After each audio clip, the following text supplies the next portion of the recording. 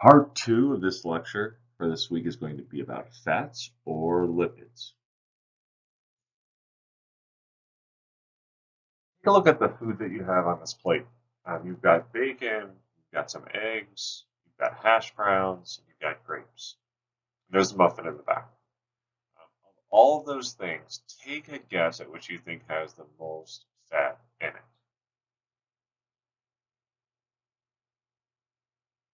Bacon? No, not bacon. Eggs? No, not that. Not the hash browns, not the grapes. The muffin. The muffin has over 10 grams of fat. Has about double anything else on that plate. And even though the main ingredients for something like that has minimal amounts of fat, there's a lot of oils that are added to that. And so one thing to take away from this is that there are a lot of added fats in a lot of the foods that we eat. All right, so let's take a quick look at what our fats look like just to get a basic idea of their chemical structure. The majority of the fats that we eat are going to be triglycerides. These make up 95% of all of our fats. And they're broken into two main structures. You see the triglyceride on the right side of the screen, and then you see it broken down into those individual units on the left. And what you'll notice is those long chains are still present. There's a long backbone on the left side, the very left side of the left side. Very left side of the left side. Long backbone. That's a glycerol backbone. It's one component of it. And the other component are the fatty acids. The fatty acids are the long chains. So when we break down fats, we're breaking them down into those individual fatty acids to use those for energy. Just as is the case with carbohydrates, we've gone back and forth with our information that we put out about fats.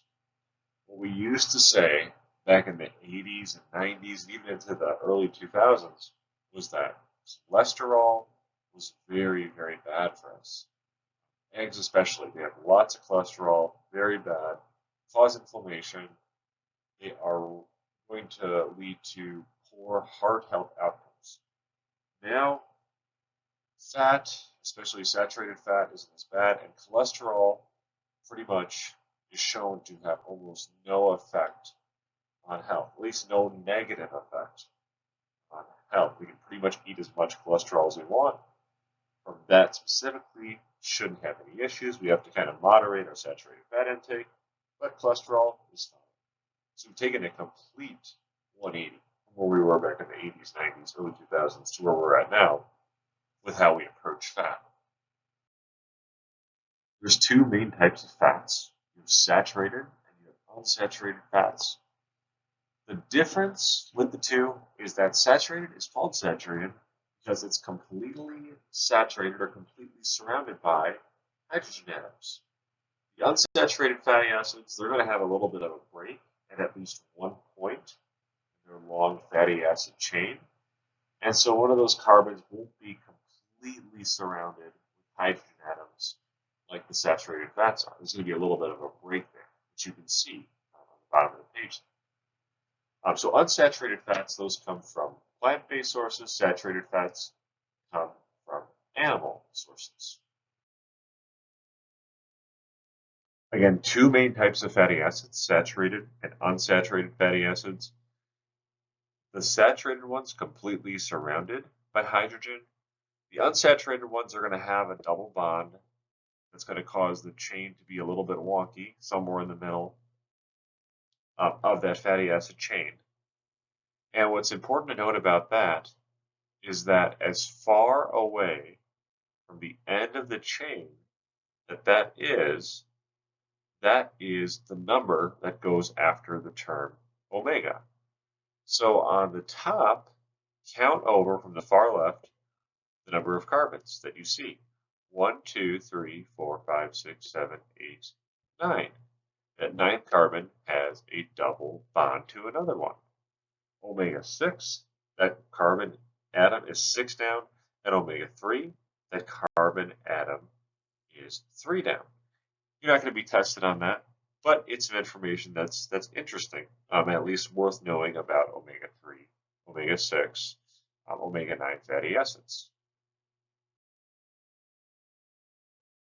Trans fats are the really, really, really, really, really bad fats, and these are because they're linked very strongly to inflammation. Unsaturated fats, normal unsaturated fats, and saturated fats, those occur naturally. Trans fats are unsaturated fats that have been chemically altered by humans. These were first created in the early 1900s, and they became very popularized during World War II. And the reason for that is because the hydrogenation process significantly extended shelf life. Any idea why it might become popular during the 1940s, specifically 1941 to 1945? Well, that's about the time of World War II. And the food supply in the United States was going down a little bit. A lot of the food that was being produced needed to be sent overseas to sustain the war effort. So having more food that had a longer shelf life was very important. It could have played a role in our success in the war. So that's a really good thing. And then in the 50s, it really boomed. That's probably when trans fats reached its peak. It became really, really popular during World War II. Although trans fat had this one very positive aspect to it that actually could be linked strongly to health, in the late 20th century, in the 1990s, what you saw was that there was some research that linked trans fat to the development of chronic health diseases. And shortly after that, as more and more information came out, you started to see very strict action against trans fats in our food supply to the point where we're at today. We do not even have trans fats in our food because it's so inflammatory and so bad for us. The good news of all this is that trans fat is pretty much entirely out of our food supply. As of June of 2018, it's no longer allowed for us to produce foods with trans fat that's in them, which is fantastic. However, if we did have foods made before this June 2018 deadline that had trans fats made in them, they can still be distributed and on our shelves up until potentially early of this next year, 2021.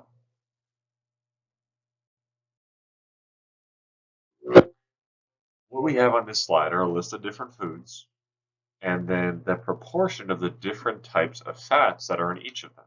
And all these are higher fat foods. This is just a breakdown of which types of fats primarily make up each of these foods. So what you have is purple is saturated fats, green, that's omega-3, polyunsaturated fats, blue is monounsaturated, and orange is omega-6 unsaturated fats. So take a minute, go ahead and pause this and figure out if there's any correlation here between the type of fats and the different foods that are listed. All right, so did you notice anything? Well, if you look closely, you might pick out, with the exception of coconut oil, that most of the meats or animal-based proteins are going to have a higher level of saturated fats. Roast beef, butter, and the cheese, very high percentages of saturated fats, which you can see on the very top of the screen. Coconut oil has a really high amount, but that's kind of an anomaly. It's all out there by itself. And then if you look at the other vegetable sources, with the exception of salmon, you see salmon down there a little bit higher too. The other vegetable sources are quite low in saturated fats. We're going to spend this next section taking a look at the role of fat. and some of the things that they do in the body. Not everything. Mainly we'll look at the function of the main fat-soluble vitamins. We'll look at the function of fat in brain health, talk about its role in wound healing briefly, and then also talk about how it can help to put out inflammation. Fat's main functions are its role in hormonal balance, wound healing, brain structure, helps allow fat-soluble vitamins to have their role and to be absorbed, plays a role in reducing inflammation, and it also provides us with some energy. What's great about fat is that we can use it as a fuel source, and we can store a really, really high amount of it. What you can see here is the amount of the different macronutrients that we can store. Carbohydrates, that's going to stay pretty steady regardless of what we do. We can only store about 1,500 to 2,000 total calories of carbohydrates as glycogen. If we have a lot of muscle tissue, then we can store more calories as protein. However, that protein isn't as effective as an energy source. Fat, we can store a lot of that. The average person stores about 80,000 calories of fat, but if you want to just put on extra fat, you can store a great deal amount more than that. So if we're able to burn just fat, and we didn't need any other sources of fuel, if we could figure out a way just to burn fat, a person could walk a person that burns 225 calories per hour while walking, which is common for a 150-pound person. If they could just burn fat, this person could make it 1,066 miles before having to eat. They could literally walk 1,066 miles without having to eat. To get an idea of how far that is, that's like walking from Colorado, Mesa University, all the way to St. Louis, Missouri. So take a look, Colorado, look at the left side of Colorado, look at the east side of Missouri, which is right next to Illinois, Tennessee, Kentucky. If you're not great at geography, St. Louis, Missouri is on the east side, or the far right side of Missouri. So that's how far an average person's body fat could fuel them if they were able to rely entirely off of fat. So this is great. This is fantastic. This means that we have just figured out that all we have to do is rely primarily off of fat. And if we can figure out a way to do that, we do not have to refuel for just about any exercise that we're doing, ever. However, the problem is, and this is where sports nutrition gets interesting, is that fat is not as effective at high intensity exercise. It cannot fuel those explosive, high powered, more intense activities. Carbohydrates are what have to fuel this. And carbohydrates we only store in relatively small amounts. We only store about 1,500 to 2,000 calories of them. So we have to replenish our carbohydrate stores. Don't really have to replenish fats, but if we're doing any prolonged exercise, anything that's longer than 90 minutes, we're going to start to run low on carbohydrates. So carbohydrates are always going to be the limiting factor. Fat also produces hormones. What hormones are chemical messengers that coordinate reactions and activity throughout the body. They basically send messages throughout the body. There's adiponectin. This improves insulin function and helps us to burn fat. We have leptin. That's a starvation hormone and a satiety hormone. It tells us that we're hungry or tells us that we're full. Resistin, estrogen, testosterone, and many other hormones are produced by fat. So fat produces hormones. The amount of fat that we store is going to influence this hormonal balance. And if we have an optimal fat range, then these hormones should all function the way that they're supposed to. However, when we have too much body fat or too little, they're a little bit likely to go a little haywire. So with excess body fat, there's an increased release of insulin, and that's linked to increased cravings for higher sugar and higher fat foods, and also increased body fat storage. And then if we're underweight or underfat, that's linked to other hormonal imbalances, such as infertility, mood swings, greater likelihood of storing fat, and bone loss. And resistant, that's linked to insulin resistance and type 2 diabetes. Fat also helps to absorb and then use the fat-soluble vitamins. These are vitamins A, D, E, and K. Vitamin A is linked very strongly to vision. It helps to create the chemicals that allow us to see, especially in the dark. It's linked to reproduction, to bone health, immune function, and skin health. Vitamin D, this is linked to calcium metabolism and therefore overall bone health. It also plays a role in our immunity, and it's linked to our hormonal balance as well. Vitamin E functions as an antioxidant, promotes clear skin, promotes function of our immune system, helps us get rid of toxins. And vitamin K, it's going to help us a little bit with bone health, but its main role is going to be in helping to promote the clotting of blood.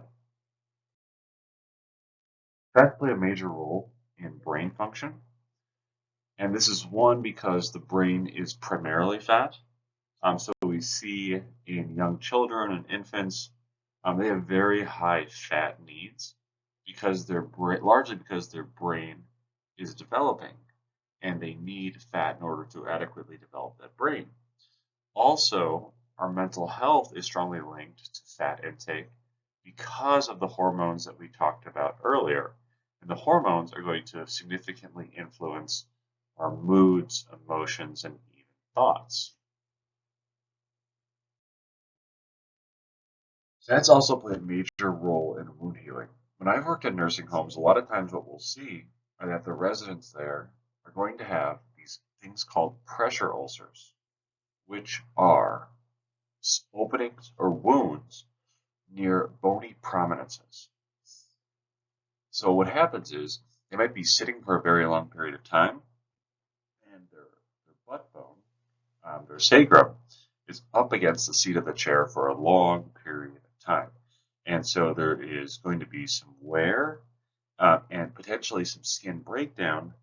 And the longer that goes unchecked, the deeper that skin breakdown gets, and the deeper that wound can become. And in some cases, you'll get wounds that go well into the fat to the point where they even get to the bone. It's not just in that area. It could be on the legs, could be on the back of the head. But the concept is the same. They can be very deep tissue injuries. And fat is a component of the tissue that makes up that skin. So first and foremost, we need adequate fat because it's going to comprise that tissue that heals. And then also there's a few vitamins that are fat soluble that are required in order to promote optimal and quicker healing, like vitamin A and vitamin E. Vitamin E is going to counteract free radicals that can build up on the open areas of the skin. Those free radicals prevent healing from occurring. So vitamin E helps to heal those cells, get them back to normal so that tissue growth and healing can occur at a quicker rate. Vitamin A, this helps to develop actual tissue that is going to close up and heal that wound, and it's also going to help to develop skin. And then omega-3 fats, just like vitamin E, that's going to prevent against that the free radicals taking over from too much oxidation from occurring, so that the cells of the skin can be healthy and that wound healing can occur.